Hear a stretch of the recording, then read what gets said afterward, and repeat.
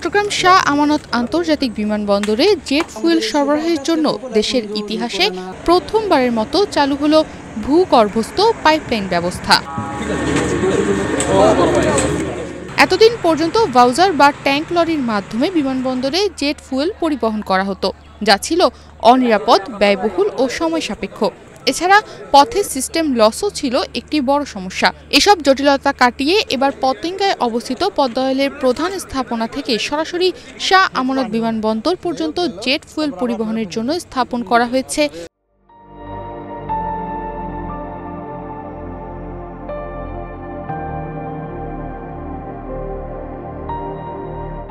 ৫.৭৭ kilometre দীর্ঘ pipeline. ব্যয় হয়েছে প্রায় ১৬০ কোটি টাকা। এই পাইপলাইনের মাধ্যমে শাহ আমানত বিমানবন্দর ও বিমান বাহিনীর জহুরুল হক ঘাঁটিতে নিরবিচ্ছিন্নভাবে জেট ফুয়েল সরবরাহ সম্ভব হবে। প্রকল্পটি উদ্বোধন করেন জ্বালানি ও খনিজ সম্পদ বিভাগের সচিব মোহাম্মদ সাইফুল ইসলাম।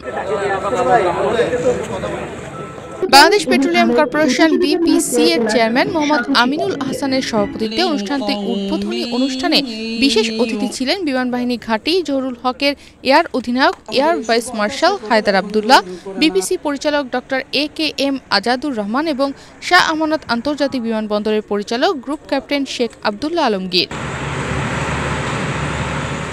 প্রধান অতিথির বক্তব্যে সচিব মোহাম্মদ সাইফুল ইসলাম বলেন, এই প্রকল্পের মাধ্যমে দ্রুততম সময়ে জেট ফুয়েল সরবরাহ নিশ্চিত করার পাশাপাশি ব্যয় সাশ্রয় হবে এবং দেশের জ্বালানি নিরাপত্তা আরও জোরদার হবে। ভবিষ্যতে ঢাকা সহ দেশের অন্যান্য বিমানবন্দরেও এ ধরনের পাইপলাইন স্থাপন করা হবে।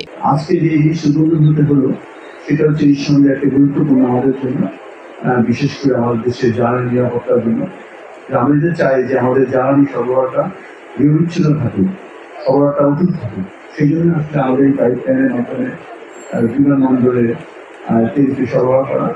সেখানে আমাদের এখানে ইতিবাচক দিক হচ্ছে যে এই প্রকল্পটা শেষ হওয়ার কথা ছিল ডিসেম্বর, এই বছরের ডিসেম্বরে, কিন্তু আমরা তার আগে 3 মাস আগে শেষ হয়ে যাচ্ছে। আরেকটা সুসংবাদ হচ্ছে যে এই প্রকল্পের মোট ব্যয় ধরা ছিল 170 কোটি টাকা, আর এটা 10 কোটি টাকা সাশ্রয় হয়েছে, 160 কোটি টাকা এটা সমাপ্ত হয়েছে। এ সময় বিপিসি চেয়ারম্যান মোহাম্মদ আমিনুল আহসান জানান, দেশের জ্বালানি সরবরাহ ব্যবস্থাপনা অটোমেশনের আওতায় আনার কাজ চলছে। এই প্রকল্প তারই একটি বড় অগ্রগতি। আমরা যুগের চাহিদার সাথে তাল মিলিয়ে আগামীতে নিরাপদ এবং নির্ভরযোগ্য জ্বালানি সরবরাহের জন্য এই প্রকল্প গ্রহণ করেছি। শুধু টাকার অঙ্কে হিসাব করলে কিন্তু হবে না, আমাকে হিসাব করতে হবে আমি কোয়ালিটি প্রোডাক্ট এবং সঠিক কোয়ান্টিটি প্রোডাক্ট দিতে পারছি কিনা। জেট A1 একটি অত্যন্ত সেন্সিটিভ প্রোডাক্ট, সেটি এই পাইপলাইনের মাধ্যমে নিরাপদে পৌঁছে যাবে বিমানবন্দরে এবং বিমান ঘাঁটিতে।